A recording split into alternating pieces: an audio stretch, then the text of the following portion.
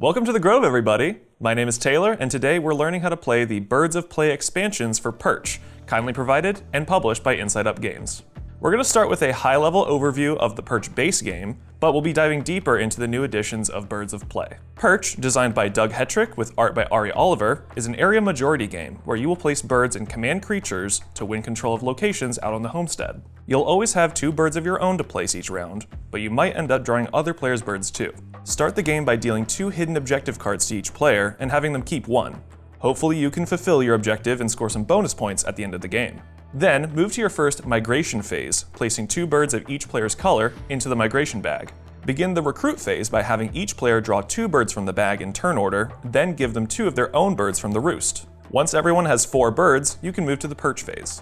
Everyone will take turns placing 1 bird on a location tile until all of the birds have found a new home.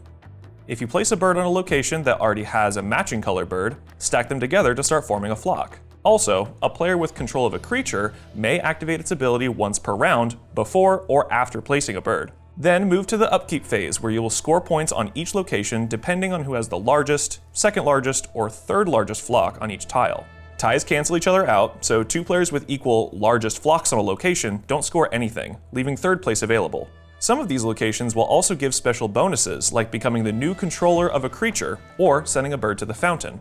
Speaking of which, the fountain is a special final scoring area where players will score points for each bird that they have in the available spots. Depending on your player count, each row on the fountain will be worth a different number of points. But generally, the higher you are on the fountain, the more points you score. Under the fountain, you have the plaza. You'll send birds here either due to the effect of a creature, location tile, or if the fountain is completely full. You'll play a total of 5 rounds, migrating, recruiting, perching, and scoring every round. Turn order will also be reassigned each round based on the current standings.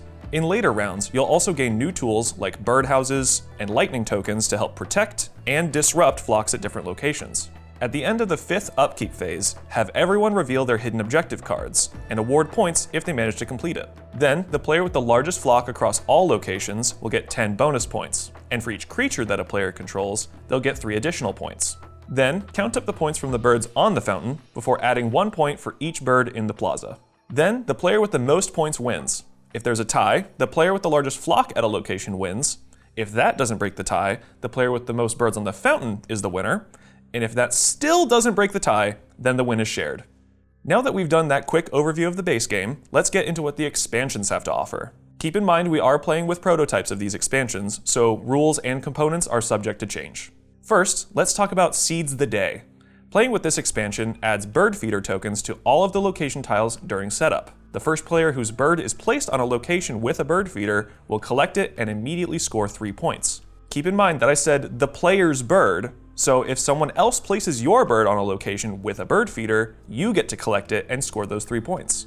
Next, we have Points in the Sky, which adds a new sun and moon tile that will move around the homestead and change the rewards at different locations. During setup, you'll place the sun and moon tiles onto specific locations based on your player count. At the start of each upkeep phase, the locations that are covered by the sun and moon will use the scoring pattern of the token rather than the pattern printed on the tile. On top of this, any location that resolves an ability during scoring is ignored when a sun or moon tile is present.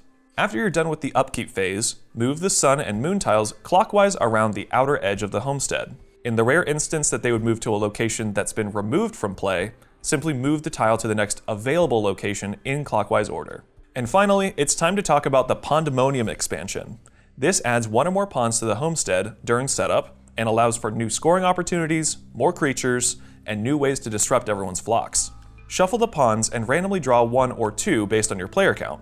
Each pond will have to be placed at an intersection of 3 location tiles, but the placement is up to you and your table. If you're playing with a pond that has a creature, make sure to grab the matching creature card and standee. Then, give each player a number of bread tokens based on how many players you have. At 2 to 3 players, everyone gets 2 bread tokens, and at 4 to 5 players, everyone gets 4. Now, what actually happens with these new ponds? And why do I have all this bread? I'm glad you asked. During the perch phase, you now have a new possible bonus action called Feed the Birds. To do this, discard a bread token and choose a pond out on the homestead. You can now relocate any 1 bird from an adjacent location into the pond, stacking any matching birds together as normal. After scoring all of the locations during upkeep, ponds are scored as follows. If the pond has no birds, skip it entirely. Nobody scores any points here. If the pond has at least one bird, then you can move to scoring it. Every player who has a bird in the pond is allowed to participate. Each player will then count their total number of birds that are in the pond, as well as the 3 adjacent location tiles. This total is how you will rank who has the most, second most, and third most birds. Just like the base game, ties cancel each other for scoring on ponds. As well, if your pond has an accompanying creature, the player with the most total birds in and around the pond will gain control of the creature and take that matching card. A few things to keep in mind. Ponds are not considered locations on the homestead, so you cannot place a bird there as a perch action, and most creature abilities ignore ponds. If a location tile that's adjacent to a pond is ever removed from play, the pond stays behind and is now adjacent to the 2 remaining locations.